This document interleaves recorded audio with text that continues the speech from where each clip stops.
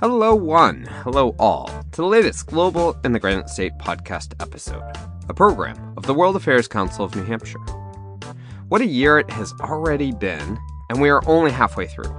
As a reminder to our longtime listeners, as well as an introduction to our new ones, my name is Tim Horgan, and I have the honor of leading the World Affairs Council of New Hampshire, a community-supported nonprofit, nonpartisan organization.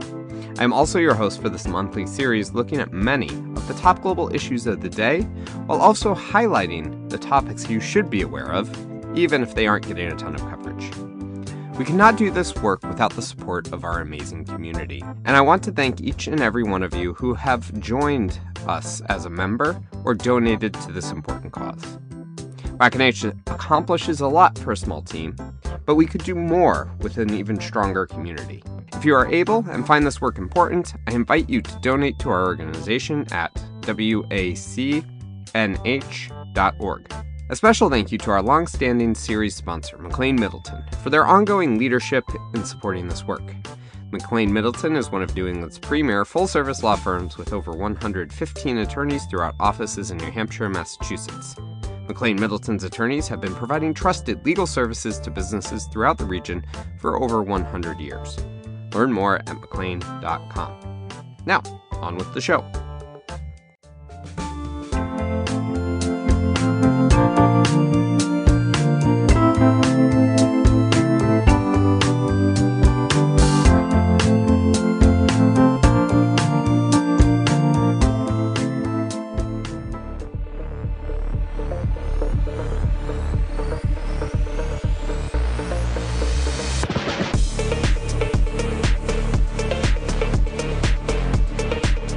Last month, President Donald Trump visited China for bilateral discussions designed to stabilize this key global relationship.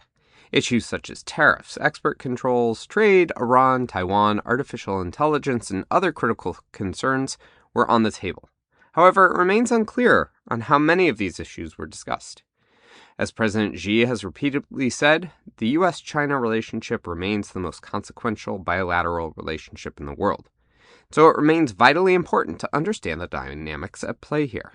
So I was invited to give a keynote speech at Renmin University, faculty, students, media on this issue. Just before the summit, I was there a few days before the summit. Most people I talked to there felt that nothing tangible would emerge. That is Sarwar Kashmeri, a longtime friend of the podcast and an international relations specialist, author, and host of the Polaris Live program, focused on U.S.-China relations. You can read more about his background in the episode description. But they felt, after all the antagonism and harsh words, that it was really, really nice that the two leaders were getting together and could be of great help going forward. So nobody there that I talked to, and I literally mean that, nobody there that I talked to believed anything would really come out of a two-day summit. But they all said that we had to have it, and we are so happy that we are having it. And I'm not certain that anything came out of it. Many of the readouts of the summit confirmed just that. Both governments released statements covering the conversations that were held, but they both differed on the key points about where agreement is. For example, the U.S. statement confirmed that China agreed to purchase at least $17 billion worth of U.S. agricultural goods annually until 2028. While the Chinese statement only indicated that China agreed to increase market access to U.S. agricultural goods. Perhaps more importantly, China indicated that they believe their export controls on rare earth minerals are lawful, while the United States indicated China will address their concerns on these issues. So, even where they thought there was agreement, it seems not to be the case. Therefore, we won't spend too much time on the summit, but we will acknowledge that it was a good thing that the United States is talking with China and that President Xi will come visit the U.S. in the fall. So, as the World Affairs Council of New Hampshire looks to meet its mission of providing context on global issues, we will focus on the bigger issues here. I believe China really wants to reach an understanding with the United States. And I am of a growing opinion that it's the lack of education, largely on the American side, that keeps us from having a stronger pragmatic relationship. Now, what do I mean for that? 270,000 Chinese students study in America. One guess how many American students study in China? Less than 2,000. I simply don't think we know enough about China and its government as we believe we do. And I include myself in that till my trip. In the interest of better understanding the US China relation and what China is all about, Sarwar recently spent 2 weeks in China, meeting with people across the country, giving lectures, and observing. This kind of firsthand experience is critical if we truly want to understand what other countries are thinking, while remembering that people and governments do want to promote a positive view of their communities, at least most of the time. So I was there for 2 weeks, and I spent most of the time in Beijing, but I was also in Hong Kong and in Shanghai. And the biggest objective I had was to sink myself into the day-to-day life of people in China, walk around, talk, sit in cafes, plus visit the big universities where I'd been invited, think tanks, economists, and then get a very wide-ranging view, as much as one can in 2 weeks. But I just stayed put and tried to absorb as much as I can. And from a 10,000 foot level, I hadn't been in China for, gosh, over 20 years. And what I found was a totally new country. Totally new country. I mean, the last time I was there, it was more an agricultural economy with almost no manufacturing. I remember reading somewhere that if you wanted to become best friends with a Chinese family, you took a roll of paper towel. That used to be considered a luxury. Right. And so you can think about it now where whether you talk about roads, whether you talk about agriculture, whether you talk about buildings, you talk about power generation, you talk about a digital economy, China pretty much is leading the world. I mean, one only has to sit on these trains that travel at 370 kilometers an hour to realize what they've done in 30 years. A lot has been written about the meteoric rise of billions out of poverty from China, with many competing theories on how this happened. However, at the end of the day, this was driven by all the decisions along the way, both good and bad. While state control allowed for more controlled and focused economy, it also stifled innovation in many ways. While land reform opened up ownership to the many, it lost economies of scale. While export-led growth allowed for low-skilled workers to gain higher wages in the cities, the crush of people leaving rural areas drained productive opportunities in these parts of the countries. These are neither criticisms nor proof of support, but rather highlight the trade-offs that governments must decide on in millions of ways. So, what do the people of China feel about their country and their government? I found almost all the Chinese people to be very confident of their country, very pleased with their government. This ties in, by the way, with a Harvard study of 2 years ago that found in the United States about 35% of the population thought their government was doing a good job. It was over 86% in China. This is a Harvard Belfer Center study, not a China study. So I found people very confident, very proud of what they'd done, very proud of the fact that almost 600,000 Chinese people travel. Almost 95% of them come back, others stay. They're very proud of what they've accomplished in manufacturing, in industry, especially in the green area. So, roughly half the cars that are sold every year are electric cars in China. You can't have a taxi unless it's electric power. So, all of that is very true. I sat through a 2 hour symposium at Peking University, which is their Harvard. And the speaker on the 2 hour symposium was a nuclear power expert from France. And the entire seminar was in English. There were students from about 15 countries. And I could have been in a classroom, in America or Canada or England or anywhere like that. So I found people to be very confident. I found them to be quite satisfied with the services that they're getting. However, we know that the Chinese government is not the most supportive of dissent and keeps a close eye on their citizens through various surveillance systems. Quick note here, many have probably heard of the social credit score system, but it seems that the idea of a single score that can drop because you sit next to the wrong person on the bus is far from the truth. Yes, there is control, but people have found a way to have a very healthy social experience on the internet. They've learned how to say things that are critical, maybe in the form of a poem or a riddle or asking a question. I don't want to minimize what the Chinese government, the control that they feel they have to exert, but I think it's a bit exaggerated. And I'm also reminded of the time during the Irish Rebellion in the UK.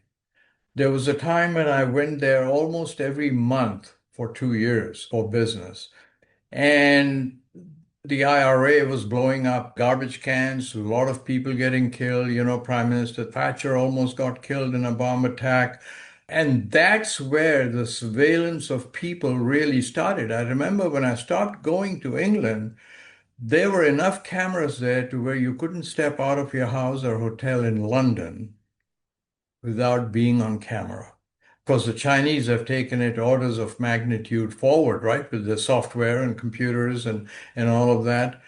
I will note here that on a per capita basis, China has the most robust video surveillance system in the world, averaging just shy of 500 cameras for every 1,000 people, with similar estimates averaging 15 cameras per 1,000 Americans. Pair this in both countries with advances in artificial intelligence and other technologies, and you have a potent system to target dissent. In addition, China has been exerting concerning new levels of control in areas that had previously enjoyed more autonomy, such as Hong Kong. So, how are the people of Hong Kong feeling these days? I talked about this at lunch to one of Asia's largest asset managers. And he said, yes, he said, China has come in very heavily. And so our local government now has People's Republic of China representative on it. But he said, by and large, our economy and so on hasn't been touched. He said, we still have the Hong Kong dollar, which is connected to the US dollar. Our central bank is not China's central bank. They've left us alone. So the Fed in America, and this really surprised me, the Fed in America is their central bank. The Fed's policy is Hong Kong's monetary policy. And China basically has said, okay, you keep growing business-wise, wealth-wise, which is what they've done. And you might have read in the last month that wealth management expertise has moved from Switzerland to Singapore and Hong Kong. So that gives you an idea of where the Chinese have laid a heavy footprint. But largely, on the wealth side of it, business commerce side of it, they've left Hong Kong pretty much alone.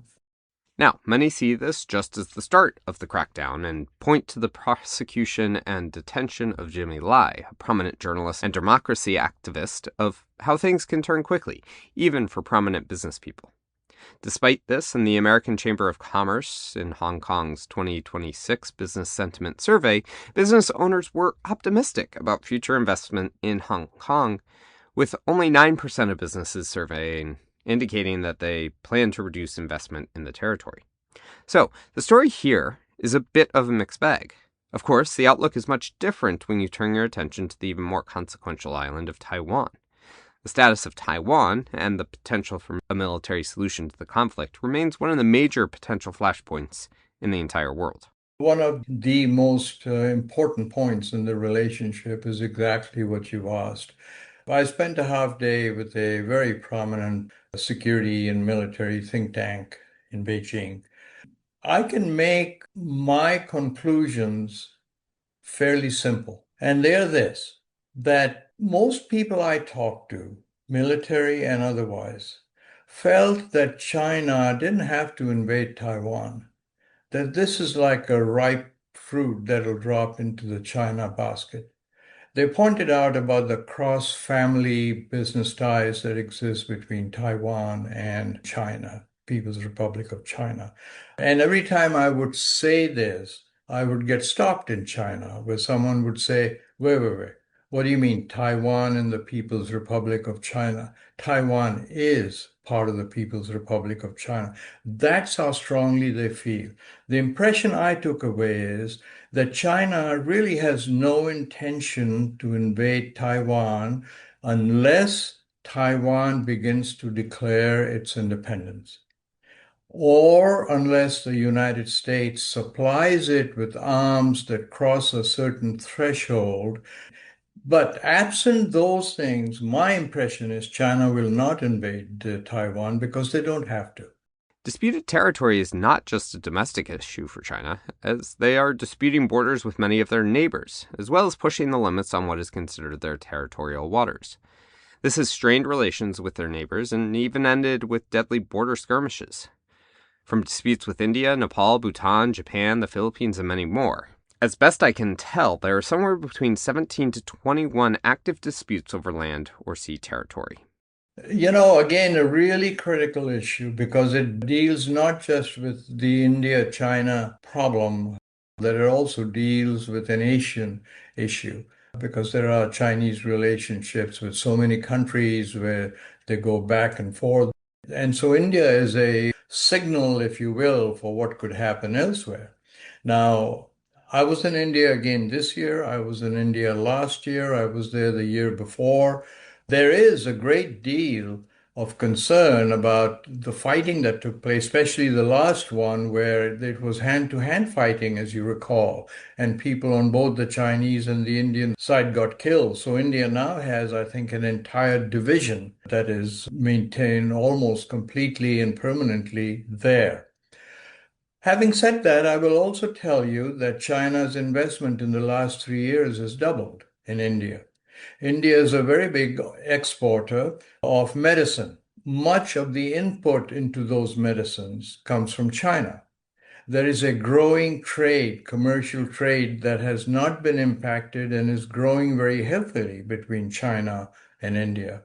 I was even told by a couple of big industrialists in India that they could not do without input and some of the light manufacturing from China. So if you think that this is a really complicated situation, I think it is.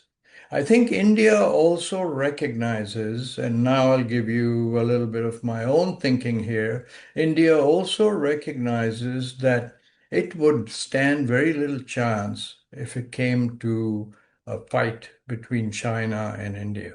Both China and India 35 years ago started at the same economic base. And you can see where China is now compared to India. Yeah. So, in my opinion, China's neighbors, I think that they don't have a very collegial understanding of their neighbors' borders. So, if you take Tibet, for example, right, you take the areas that are disputed from India, they're treating this as areas that they need to have control over to secure their own country. This dam that they're building that will generate all this power, right? India is very concerned about that. Pakistan is very concerned about that. But in China's view, they need to do that. They need to do that because without that, they won't have the security that they believe they need to have for their 1,400,000 people. So what I'm trying to do is give both sides, but more importantly, leave an understanding that it's a very dangerous and unsettled issue. However, China is the power in the region. So how this comes out is going to be totally dependent on how India, the other countries, Nepal, Bhutan, Tibet, and the rest of the world view and deal with it. In addition to these disputes, China has looked to utilize its economic clout to both gain friends and punish those who disagree with them, in similar ways to the United States. In fact, it seems that China has learned from its own experiences of being sanctioned by the West as simply something that great powers do to advance their own interests. It also seems that China has dramatically increased its use of economic coercion starting around 2010, and it usually ties it to issues around China's territorial integrity, national and economic security, and its political legitimacy. In response to a Taiwanese representative office being opened in Vilnius, Lithuania, Using the name Taiwanese rather than Taipei back in 2022, China cut off all trade with Lithuania. However, they have also promised investment and support to countries, tying that support to dropping recognition of Taiwan as independent of China. Since 2016, at least 10 countries have dropped recognition of Taiwan as an independent nation, instead opting to recognize the One China policy. This has been followed by hundreds of millions in economic aid flowing from China to at least half of these nations. Despite all of the ways that China is working to reshape the world, the Chinese government does not see this as a bad thing.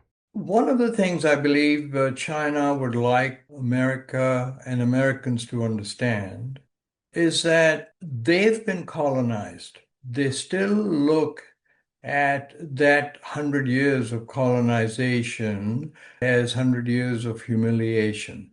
And they want to appear to be on a track where they want to have relations with every country in the world. They want to have trade with every country in the world. They want to have a win-win situation with every country in the world without going through a colonial period as all Western powers have gone through when they started reaching a certain stage of economic growth and industrial power. Now, we don't know what China is going to look like 50 years from now, right? But right now, they are showing that they're not interested in the colonial aspects as they develop power. Right? As an example, I will give you that the Belt and Road Initiative that now 130 countries belong to, where, as you know, China helps build ports and infrastructure and so on, by lending money or grants, mostly by lending money, and some of those countries have gotten into trouble where the loans have been actually changed, the terms have been changed. And contrary to the popular opinion, there is not one country, not a single country in the Belt and Road Initiative where the Chinese have actually taken control because the country was not able to make payments on their debt. And they're very strong about that. They said that's something that should be more popularized in the West than there is now, because people still say, oh, you lend money, you create all these debtors, and then you take over what you build. Well, the answer is no. It's not happened yet. There is one infrastructure project that is usually cited to indicate that China does engage in what is called debt trap diplomacy, and that is the Hambantota port in Sri Lanka. Yes, it is true that a Chinese company secured a 99-year lease of the port at very favorable rates. But this was not part of the Belt and Road, nor did China force the loan on the Sri Lankan government, nor was it the Chinese government that took control of the port. In fact, all the way back in 2006, the U.S. government had assessed the idea of building the port as a poorly planned political project, rather than a well-thought-out commercial development. In fact, in 2018, the Prime Minister of Sri Lanka indicated that they had asked many countries for support, including India and the United States, but only China responded. Now, it could be argued that providing these funds for a political vanity project when other countries passed on supporting it due to concerns around its viability is a questionable choice by the Chinese lenders, but not necessarily indicative of a larger geopolitical plot. Now, this is not the only time that Chinese investments have been viewed negatively. In 2024, a Chinese company worked to purchase a large warehouse in Nashua, New Hampshire to expand their tea bottling company into the United States. Despite going through the proper processes, according to the New Hampshire Department of Justice review, this purchase generated a lot of public outrage, confusion, and misunderstandings. In addition, 2 former colleges in New Hampshire were purchased in whole or part by Chinese-owned firms. Across the United States, Chinese companies have been purchasing land, but not at the rates many people believe. It's estimated that Chinese nationals and firms own around 350 to 384,000 acres of land in the United States, which is less than 1% of all land.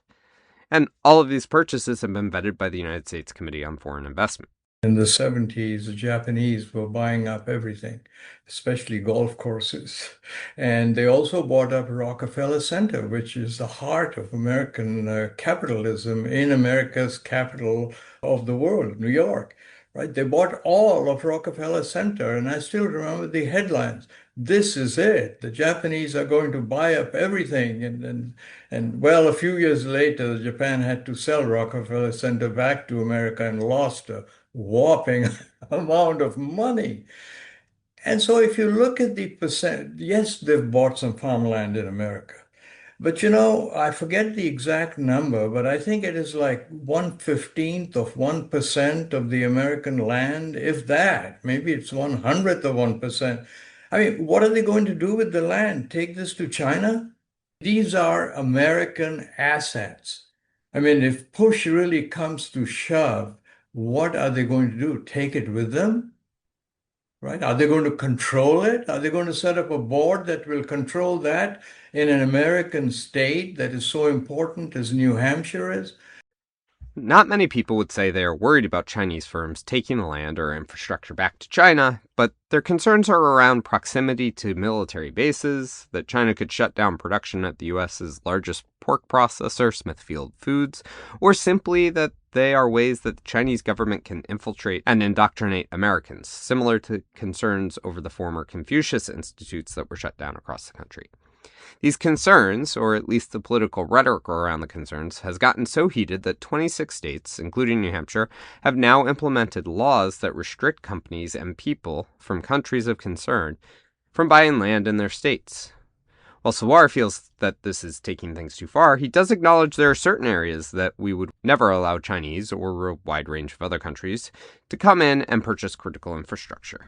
Now, obviously, if someone comes in and says we want to buy Lockheed Martin, well, they make the Patriot anti-missile system, we're not going to allow that, right? We want to start doing the maintenance on Air Force jets, we're not going to allow that. I understand that. But taking that to the extreme of not buying a company in New Hampshire or a tiny bit of farmland, I think it goes back to some level of understanding, because ordinary people need to understand.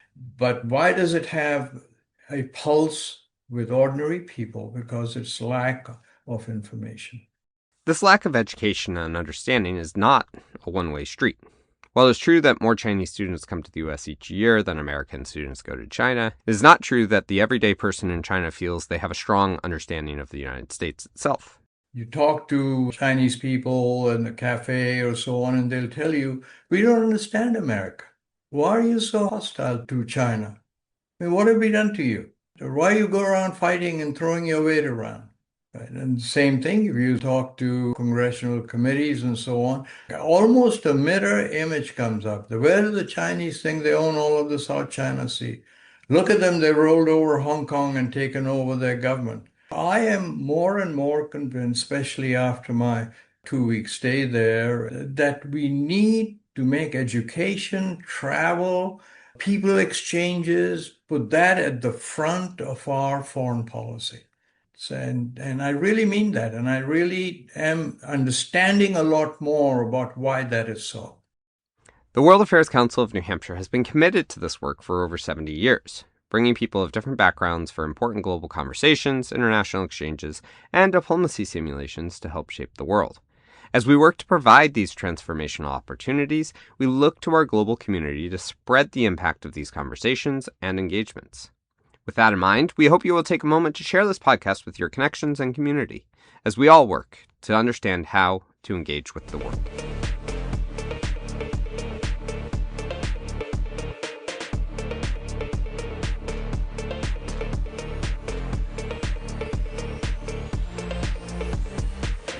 Thank you for listening to this month's episode. We hope you found it insightful and that you now better understand the challenges and opportunities to China-U.S. relations.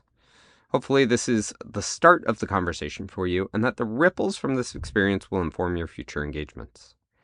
This has been The Global in the Granite State, a program of the World Affairs Council of New Hampshire. As always, Tim Horgan is your host, producer, director, audio engineer, researcher, fact-checker, writer, and all other roles for this podcast. Our theme music remains Admin by A.A. Alto, and our interlude music this month is Military Force by Joy in Sound. Thanks so much for listening.